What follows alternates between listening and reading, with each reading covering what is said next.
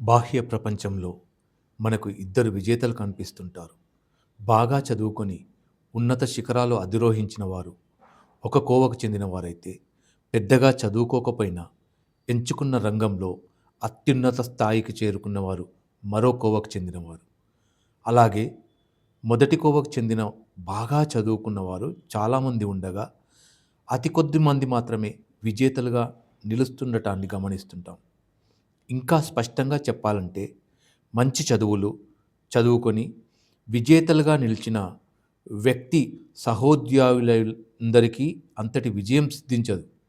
వీటిని సునిశితంగా పరిశీలించినప్పుడు జీవితంలో నెగ్గడానికి అవసరమైన లక్షణాలు మరేవో అగోచరంగా ఉన్నాయని అనిపించక మానదు. జీవిత పరుగులో అగ్రభాగాన నిలవగలగడం లలాట లిఖితమని నమ్మే రోజులు పోయాయి. ఈ జగత్తులో ఒక మారుమూల మనిషికి ఒక విజయం సాధ్యమైతే, అదే పనిని మరొకరు అదే మార్గాన్ని అనుసరించి చేయడం ద్వారా సాధించవచ్చునని విశ్వసించి నిరూపిస్తున్న శకం ఇది. అందుకే విజయ సాధకులు నడిచిన దారిని దశాబ్దాల పర్యంతం అధ్యయనం చేసి అసలు రహస్యాలను ఒడిసిపట్టుకున్నారు. వాటినే ప్రపంచం మొత్తానికి పరిచయం చేశారు.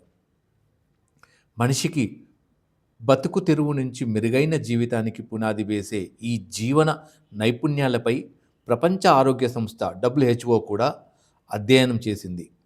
అధ్యయనం చేసి 10 నైపుణ్యాలు అవసరమని తేల్చింది. వీటిని ఎంత త్వరగా నేర్చుకొని అవగాహన ఏర్పరచుకుంటే అంత త్వరగా జీవితంలో రాణించవచ్చని పేర్కొన్నది. ప్రపంచ ఆరోగ్య సంస్థ ఎంపిక చేసిన జీవన నైపుణ్యాలు: 1 సృజనాత్మకత ఆలోచన, 2 విశ్లేషణాత్మక ఆలోచన, 3 భావ వ్యక్తీకరణ, 4 ఇతరులతో సంభాషణ, 5 స్వీయ అవగాహన, 6 ఇతరుల భావాలను అర్థం చేసుకోగలగడం, 7 స్థిరంగా నిర్ణయాలపై నిలబడడం, 8 అందరి పట్ల సమభావం, 9 ఉద్వేగాలను తట్టుకోగలగడం, 10 ఒత్తిడిని అధిగమించడం. ఈ 10 ప్రపంచ ఆరోగ్య సంస్థ ఎంపిక చేసిన జీవన నైపుణ్యాలు. వేరువేరు దశల్లో విభిన్న నైపుణ్యాలు అన్నప్పుడు వేరువేరు దశల్లో అవసరమైన కౌశలాలు ప్రస్తావనకు వస్తాయి. విద్యార్థి దశలో అవసరమైన నైపుణ్యాలు వేరు. ఉద్యోగ సాధన, ఉద్యోగ పర్వంలో అక్కరకు వచ్చే నైపుణ్యాలు వేరు. విద్యార్థిగా ఉన్నప్పుడు లక్ష్యం చదువులో రాణించడమే కనుక ఆ దశలో అనుసరించాల్సినవి స్టడీ స్కిల్స్. అలాగే ఉద్యోగ సాధన, ఉద్యోగ పర్వంలో రాణించేందుకు దోహదపడేవి సాఫ్ట్ స్కిల్స్.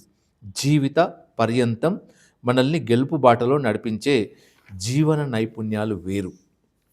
అయితే అన్ని లక్ష్యాల్ని సులభతరం చేసే నైపుణ్యాలే కాబట్టి 3 దశలలో కొన్ని ఉమ్మడిగా ఉంటాయి. ఉదాహరణకు, మనిషికి మాత్రమే సొంతమై మనిషికి అన్ని వేళలా అనివార్యమైన నైపుణ్యం భావ వ్యక్తీకరణ.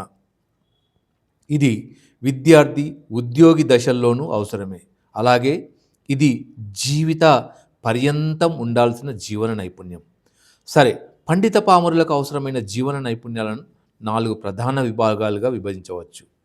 లైఫ్ స్కిల్స్ జీవన నైపుణ్యాలు: ఏ స్వయ అవగాహన సెల్ఫ్ అవేర్నెస్, బి భావ వ్యక్తీకరణ ఆలోచన కమ్యూనికేటింగ్ థింకింగ్, సి ఉద్వేగాలు ఎమోషన్స్, డి తోటి వారితో అనుసంధానమైనవి రిలేటెడ్ టు అదర్స్. ఈ విజ్ఞాన ఆధారిత సమాజంలో జీవించేందుకు ఏదో ఒక నైపుణ్యం కావాలి లేదా నైపుణ్యాల సమాహారం అవసరం. ఒక ఆర్కిటెక్టుగానో లేదా ఒక సాఫ్ట్వేర్ ఇంజనీర్గానో, ఒక అధ్యాపకుడిగానో లేదా మరో వృత్తిలోనో రాణించాలంటే ఆయా వృత్తులకు సంబంధించిన నైపుణ్యం అవసరం. చదువు ద్వారానో అనుభవం ద్వారానో ఈ నైపుణ్యాలను అలవర్చుకొని జీవనయానం సాగిస్తాం. అయితే జీవన నైపుణ్యాలు ఏమిటి అన్న సందేహం కలుగుతుంది. వృత్తి నైపుణ్యంలో ఒక రంగంలో గమనం సాగిస్తున్నప్పుడు ఆ రంగంలో రాణించేందుకు, ఉన్నత స్థాయికి చేరేందుకు జీవన నైపుణ్యాలు, లైఫ్ స్కిల్స్ తోడ్పడతాయి. నిన్ను నువ్వు తెలుసుకో. అని గ్రీకు తత్వవేత్తల సోక్రటీస్ సూచించారు. మన గురించి మనం తెలుసుకోవడమే మిటన్న సందేహం కలుగుతుంది. మన దేహంలో అంతుపట్టని వింతలెన్నో ఉన్నాయి. మన మస్తిష్కంలోనూ శోధించాల్సిన విషయాలు ఎన్నో ఉన్నాయి. నిష్పాక్షికంగా మనల్ని మనం అర్థం చేసుకోవడం అంటే మనం ఏ సందర్భంలో నిరాశ చెందుతాం, ఎప్పుడు ఉత్తేజితులమవుతాం, బాహ్య ప్రపంచంలో శరవేగంగా వస్తున్న మార్పులకు మనం ఎలా స్పందిస్తున్నాం, అసలు మార్పును ఎలా స్వీకరిస్తుంటాం, పురోగమన పదంలో నడిచేందుకు మనకున్న స్వీయ క్రమశిక్షణ ఎటువంటిది, ఒత్తిడి అనివార్యమైన ప్రస్తుత కాలంలో దీన్ని ఎలా నియంత్రించుకుంటున్నాం, మన ప్రవర్తన వివిధ సందర్భాల్లో అనుసరించే విలువలు ఏమిటి, మన బలాలు బలహీనతలేంటి, ఇటువంటి స్వీయ విశ్లేషణ అవసరం.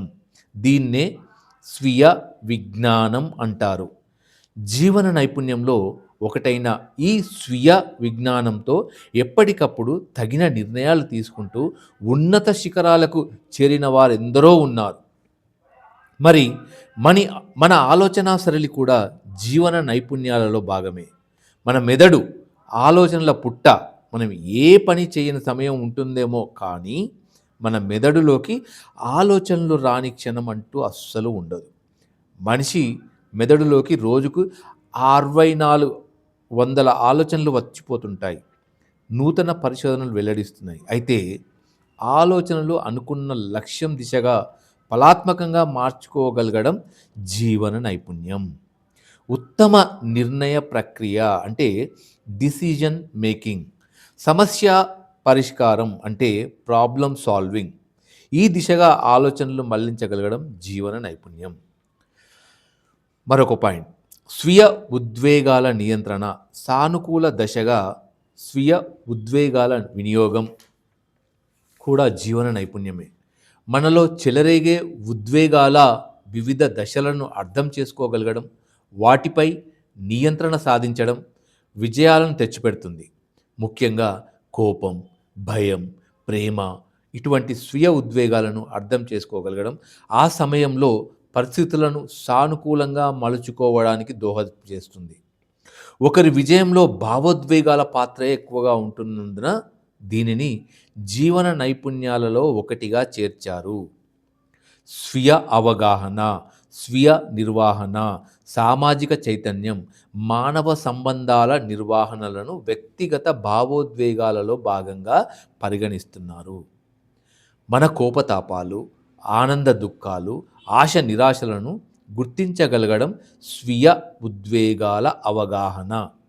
వీటిని అదుపులో ఉంచుకుంటూ నిర్దేశించుకున్న లక్ష్యం దిశగా చేసే ప్రయాణంలో నియంత్రణ అవసరమే. ఇదే స్వీయ నిర్వహణ మీన్స్ సెల్ఫ్ మేనేజ్మెంట్. ఇలాగే సామాజిక చైతన్యం, మానవ సంబంధాల అంటే హ్యూమన్ రిలేషన్స్లపై పట్టు కలగలిపితే భావోద్వేగాల నిర్వహణగా పరిగణిస్తున్నారు. భావోద్వేగాల ప్రజ్ఞ అంటే ఎమోషనల్ ఇంటెలిజెన్స్. దీనిలో నైపుణ్యం కూడా జీవన నైపుణ్యమే. మరొక పాయింట్, ఏకాకిగా పనిచేయడం ఒక దారి అయితే నలుగురిని కలుపుకొని పనిచేయడం మరొక దారి. నేటి కార్పొరేట్ యుగంలో బృంద కూర్పు అంటే టీమ్ బిల్డింగ్, బృంద నాయకత్వం అంటే టీమ్ లీడర్షిప్, ప్రభావిత భావ వ్యక్తీకరణలో అవరోధాలను తొలగించడం వంటి సామర్థ్యాలకు ఎంతో ప్రాధాన్యం ఉంది. వీటిని కార్పొరేట్ ప్రపంచంలో సాఫ్ట్ స్కిల్స్గా పరిగణిస్తున్నప్పటికీ జీవన పదంలో ఈ నైపుణ్యాలు ఏర్పరచుకున్న వారికి విభిన్న కోణాల్లో విజయాలు సిద్ధిస్తున్నాయి. ఈ విభాగాల్లో 20కి పైగా నైపుణ్యాలు పండిత పామరుల బతుకుబాటను సులభతరం చేస్తాయి. సాధన చేసిన ప్రావీణ్యం సాధిస్తే ఉన్నత స్థాయికి చేరుస్తాయి. ఒక్కో నైపుణ్యాన్ని మనం ఒక్కొక్క చాప్టర్లో వివరంగా తెలుసుకుందాం. నెక్స్ట్ వీడియోలో మీకు ఒక్కొక్క నైపుణ్యాన్ని విడివిడిగా నేను వివరిస్తాను. Thank you. Me Srinivas Perumandla.